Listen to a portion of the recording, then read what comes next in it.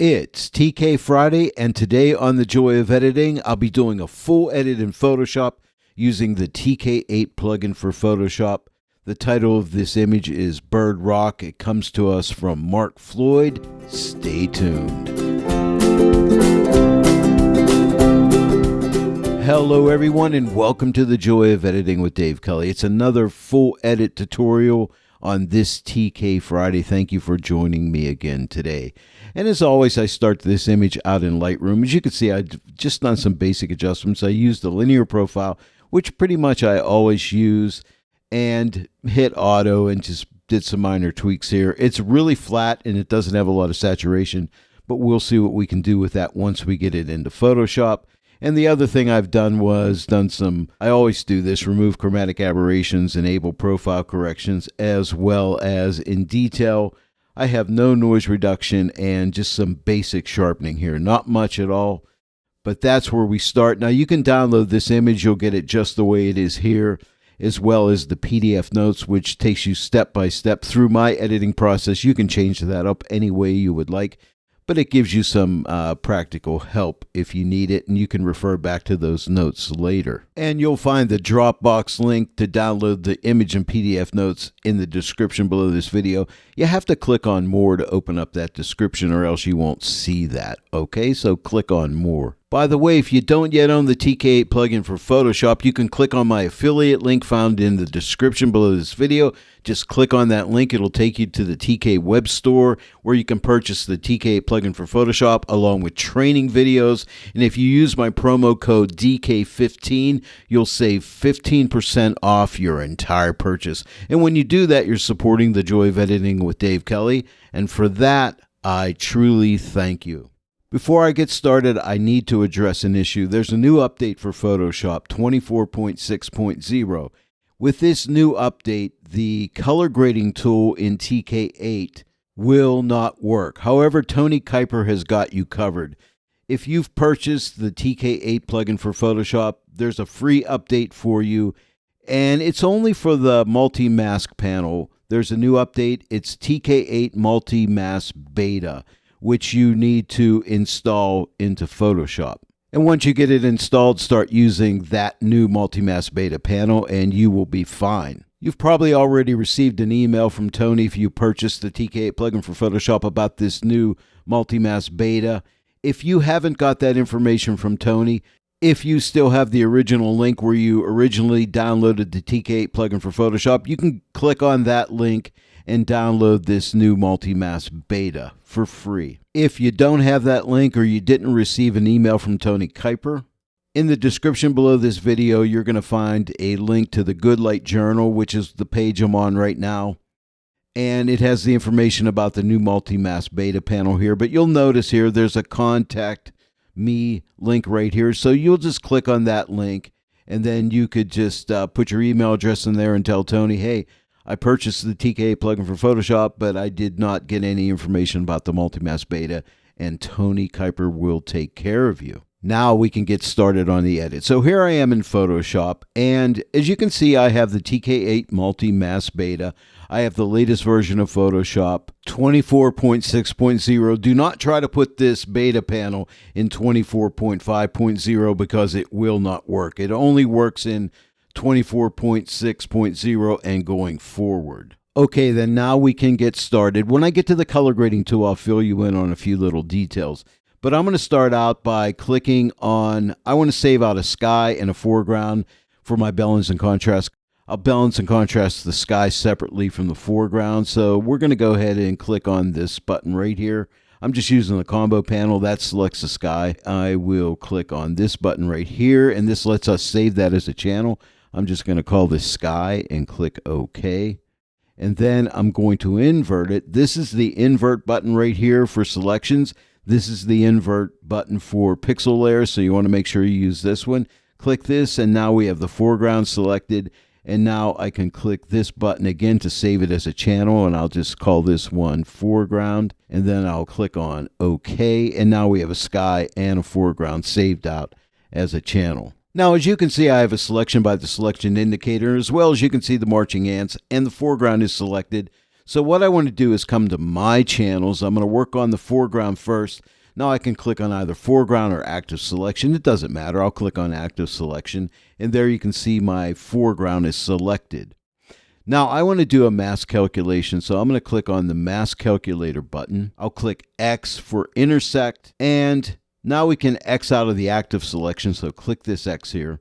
And now we can click on the Luminosity mask button, and we'll just choose Midtones 3. And the reason I do this, it will keep the darkest darks from clipping, in other words, losing all detail, as well as the lightest lights or the highlights from losing detail. It'll just protect that. That's all it's really there for. And then you have to click equal to make the calculation. And now you can see just the foreground is selected, but the darkest darks and the lightest lights will not be affected. And now I'll output this to a color grading tool. Now this icon is exactly the same. Nothing has changed here. Okay, so now I'm going to go ahead and click on this button, and now you're going to see a difference. Now we don't see any squares out here. We see circles. And this actually, I like the way this is designed. It's actually an improved version of the color grading tool. Before I do my balance and contrast adjustment on the foreground, let me give you a really quick rundown on this new color grading tool and how it works. I'm not going to spend a lot of time here. Now you'll notice we have shadows, midtones, and highlights, and I want you to look right in this area here. Watch when I click on shadows. Now you'll notice we have HS and B for hue, saturation, and brightness. So this is nice. We can actually see what values we're using here. And for instance, if I take this slider here, just like before, I could drag it to the right to lighten the shadows or take it to the left to darken the shadows. And you'll notice a number here for brightness, but you don't see a number for hue and saturation because I didn't do any color grading. But then, remember the old tool when you would click and drag that puck? You don't click or drag anymore. You just use your cursor. For instance, if I want my color grading to be right here, the tip of my cursor, if I put it right here and left click with my mouse, the shadow color grade circle appears right there. You can click, and if you're outside this ring, it'll come up right up to the edge, or I could come over here outside the ring and click, and you notice it grabs right onto the edge. But you can click it anywhere in here that you want, so that's really cool. If you want to reset this, all you do is right-click it, and it resets it. If you have, like say for instance, you have shadows adjusted, you have midtones adjusted, and then we adjust highlights, you could click this button to reset everything. Also, if you have a brightness adjustment, this is new, you can right-click and reset just that brightness adjustment, okay? Now let me click on midtones, and let's say I open up the midtones and I color grade it, so I warm it up. I'm just going to click right here to warm up the midtones, okay? If I want to reset the brightness of the midtones, I can right-click here. But if I want to reset the color grading for just midtones, I would right-click on midtones, and that would reset the brightness as well as the color grade, okay? So that's important. And now let's get actually started on this edit. I'll start out with the shadow, so I'll click on the shadow circle, and I'm just going to drag the brightness slider to the left to like right here, -19, just to deepen up the shadows. And now I'll click on the midtone circle, and I'm going to drag this to the left to right to like -20 right here, just to darken up the midtones a bit. And now let's click on highlights, and I'm going to drag this to the right to open up those highlights, and I'm going to stop right about here at +43. So here's my before and after. And now we're going to work on the sky. Now we have our color grading tool in the way, so we can click the X. Nothing will change here. Let's click on my channels, and now we want the sky, so click on sky. I want to do a mask calculation again, so click on the mask calculator. Another intersection, so click on X to intersect. We want to intersect midtones 3 with the sky. And now we can X out of the sky selection and click on the Luminosity mask button, click on midtones 3, click equal, and that'll intersect the sky with midtones 3, as you can see here, which protects highlights and shadows from clipping. And now we'll output that to a color grading tool. And all I want to work on here is midtones and highlights, so I'll click on the midtone gray. And now I will drag this to the left, and I think I'm going to take it to like right here, -25. And you can see here's the before, and here is the after. And I also want to add a bit of a blue color grade to the sky. Here's my cursor right here. So if I just left click with my mouse right here, watch that move right over here. See that? If I want to stay true to the color grade of the notes, you see this hex code here. I could type the same number in from my notes right into here, and then it would be identical to the notes. All I need to do is highlight this hex code number. I'm just going to double click it and type in the hex code for my notes. So there's the code 535C6F, and then you just have to click right here on this arrow. And as soon as you do, you can see that move just a tiny little bit, but that's the actual number I use for my notes. And now I just want to lighten up my highlights, so I'll click on the white circle and drag the brightness slider over to the right to right here. And now here's the before and here's the after. And now I want to do something a little bit different now. I have two color grading tools, one for the foreground, one for the sky, and now I want to do one for the entire foreground and sky as a whole. This is something I tried, and I think it worked out pretty good for this image, so I'm going to go ahead and do that next. I'll X out of the color grading tool. Nothing will change. I'll click on the Luminosity mask button. I'm going to click on Midtones 3 to protect highlights and shadows. I'm not going to use a mask calculator here because it's over the entire image. I'm going to output this to a color grading tool. And now I want to balance and contrast the entire image as a whole. So I'll start with shadows. I'll click on the shadows and I'll drag this brightness slider to the left to -14 right there. So there's our shadows. Let's click on midtones. I'm going to lighten up the midtones a little bit to right here. There's our midtones. And next I'll click on the highlights and I'll just open those up a little bit. I'll drag this to the right to right about here. Here's the before and here's the after. Let's take a look at the overall before and after. Here's the overall before and here is the after. So I think we're starting to bring some color out and I like the balance and the contrast. But next up, we're going to look at saturation. I'm going to click X to close the color grading tool. Nothing changes here. Now we can see the MultiMask panel. Now I want to use a saturation vibrance mask, so let's click this button right here. Right now you notice we're in saturation 1. You got 2, 3, 4, 5, and 6. And on the left of that you have vibrance. What I want to try to find is the weaker saturated colors. Okay, so I'm going to click on vibrance 1, and you can see my mask is very light. But what I want you to do is watch my histogram up here, and this is a little tip. To try to figure out how to get this set properly, you want to try to move this histogram as close to the left as you can get. And that's going to find your weaker colors. So I'm going to click on 2 and see that histogram moving to the left. Here's 3, here's 4, and here is 5. And it's really close to touching the left. So these are weaker colors. So this will be my mask. So let's output that to a hue saturation adjustment layer. So I'll click this button right here. And now I can make some adjustments. Now I'm going to start by taking the master saturation and just start to drag it to the right. And as I do, you can see those colors are coming up, right? Now I don't want to overdo it. If I overdo it, it'll get really bad. But I ended up coming somewhere to right around here, like a 74. But check this out. Here's the before and here's the after. But see how it's brought up those weaker saturated colors? Now this is a drop down here, so you can click on this and then you have all the different hues you could work with. Or this is a target selection tool. You can click this right here and see the little picker. I'm going to come in here. So I'm going to see if I can bring these colors out in here, this hue. I don't know what this is, but if I click, you can see that is cyans. And I'm going to start to drag this to the right. You see that? And just I can bring that cyan out. Now, if I go too far, it's going to look unnatural. But I just want it to look a little bit more saturated. And I think I'm going to go to right around here. Now I'm going to work on this here. So with that same eyedropper tool, I'm going to click and drag this to the right. Just to bring a little more saturation out here. And I think right to there. And now up here, we also have a lightness slider. And so I can darken that hue. So I'm going to drag this to the left, like so, to maybe like right around here, like a -10. So here is my before, and here is my after.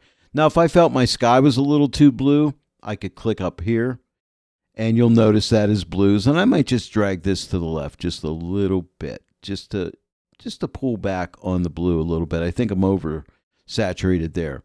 Again, here's the before and here's the after. So that has really helped. The next thing I want to do is darken some of the darker areas in this water in this cyan area here. So I'm going to use a zone mask for that. So let's click on the zone mask button. And I'm going to find one of the darker tones in here, maybe like right here. Click on that. click OK. And now I want to tighten up this mask. So I'm going to drag this slider into, say, right around there. See how that tightens it up? And I might just slightly lighten it, not much, to right about here. Maybe I'll tighten it up just a little bit more. I think that's good. I want to burn those areas down, so I'm going to output this to a burn tool. Now, this burn tool has two sides. One side gives you a 50% gray layer. The other side gives you a blank pixel layer. You can use either one you want. I always like to use the 50% gray layer, so I'm going to click on the left side. And you'll notice we have a soft light blend mode. You can see we have a selection here, and there's my 50% gray layer. Now, I want to burn with color. Right now, I have a black brush. I'm going to click the green brush. When I do that, you'll see I have a color picker. And I'm going to choose one of these darker colors in here. Okay, like right about here. And what I want to do is darken it. So I want to go lower and give it a little more saturation. So I'm going to put this right here and give it a click and click OK.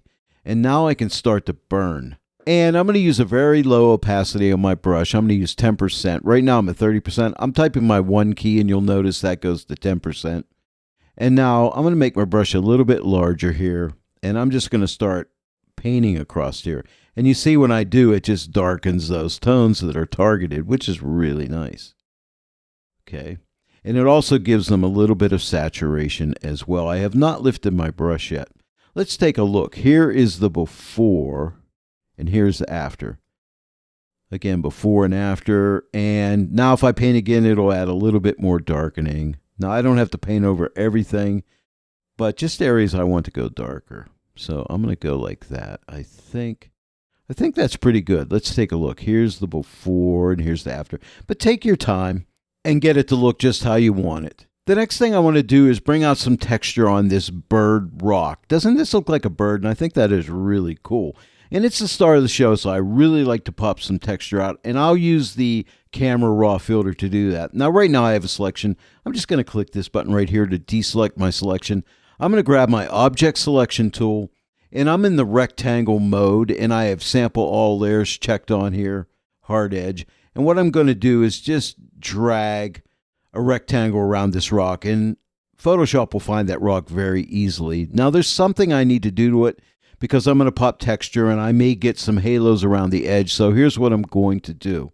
I'm going to contract this selection by clicking this button right here. And you notice contract comes up, and I'm contracting it 10 pixels. You can just type 10 pixels in here if you want to. Or if you hover to the left here, you can left click and drag to the right and left to make that whatever number you want, but it's 10, or you could type in 10 and click OK. So that contracts it in 10 pixels. And now I want to feather that a little bit, so I'm going to click on this little feather icon, and I'm feathering it 5 pixels. And again, you can type in a number here, or you can drag to the left and right here and change it.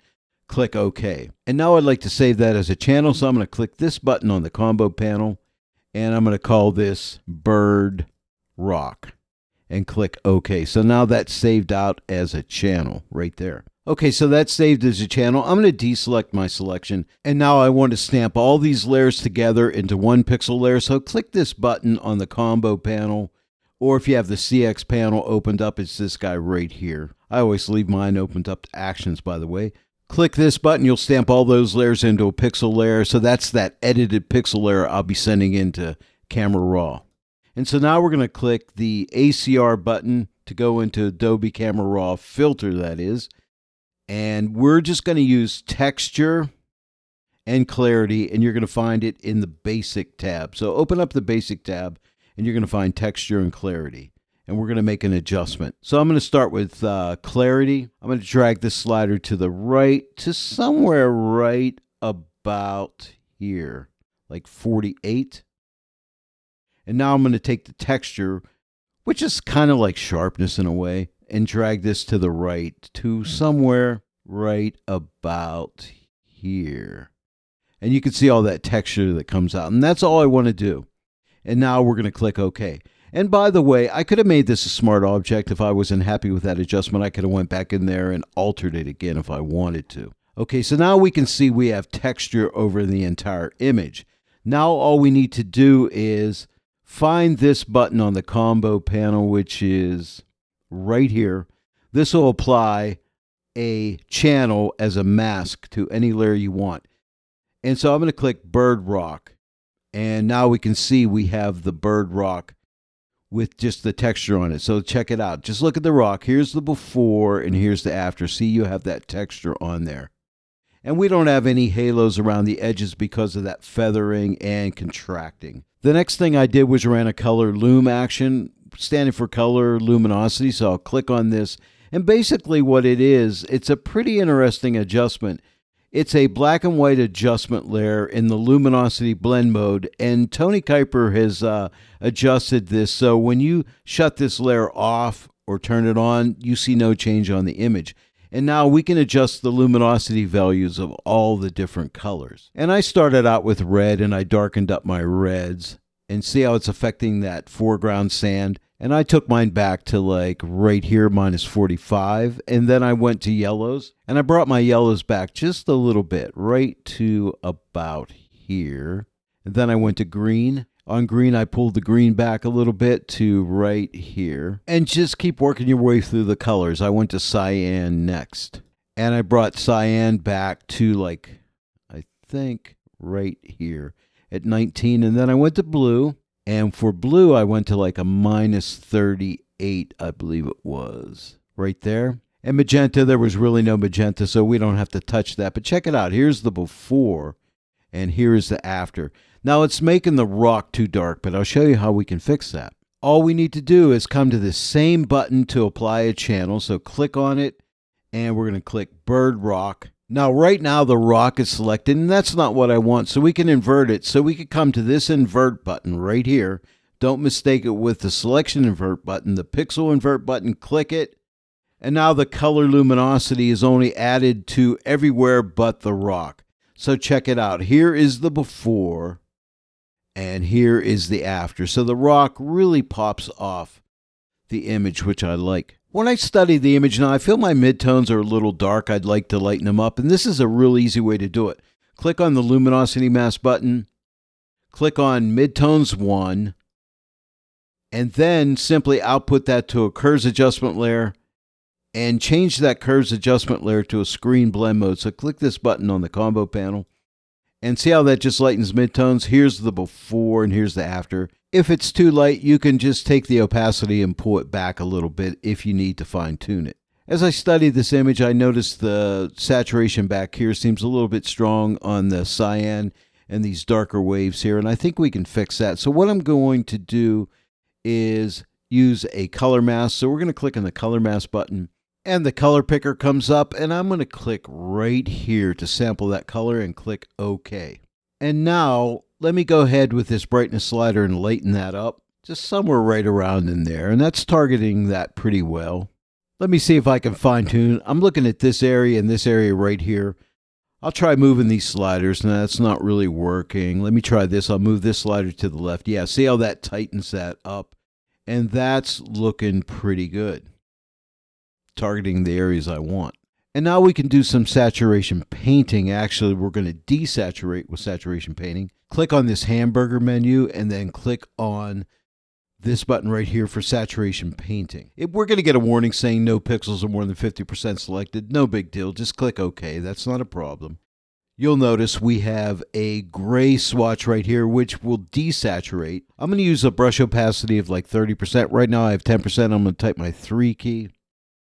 And now I have 30%, and with a small brush, I'm just going to paint across here. That's one pass. Here's another pass. I'm going to paint across here a couple times, and across here. And that mask is protecting me to only hit those colors, and right in here and back in here. Paint across there a couple times, maybe there one more time. And that helps just tone that down. Here's the before. Hopefully you can see that, and here's the after. We're almost done. A couple more steps. I just want to close off the bottom of this image, darken it up a little bit, and the top, which is typically done on landscape images just to keep you into the image itself. And to do that, I'm going to use a Curves Adjustment layer, but right now I have a selection, so I need to deselect that because whatever in that selection will be added as a mask, and I don't want that. So click this button on the combo panel. That'll deselect it. Let's click on this button to get a Curves Adjustment layer. I'm going to get a black mask, and you can click this button right here in the combo panel to apply a black mask. And now I want to darken, so I'll click on multiply. That's the multiply blend mode. Now you won't see the image get dark because I have a mask covering what's actually happening. Okay, so the mask hides the darkness. Next, I'll be getting a gradient tool, but before I do that, you notice I have a gray and a black swatch here. Type your D key in your keyboard for default. You want a white swatch on top. Now click on your gradient tool, and now we have these new live gradients here in Photoshop. And there's two different gradient types. Here's the new live gradient. If you click this drop down, you can see the classic gradient. Make sure you're on this gradient and click this drop down here and open up this basics folder by clicking, and click this first preset right here. So that will be the white to black. All right. And now all we're going to do is from the bottom, I want you to left click and drag up. Now you see how that just floats around like that when I move my mouse. If you hold your shift key down, you can constrain it. So we want it to go straight up like this. Okay, somewhere right around in there. Then we can click on this diamond and we could drag it down or up just to fine tune that gradient to get it looking just perfect. And now let's click on this icon right here for the curve so we don't have to see that line anymore.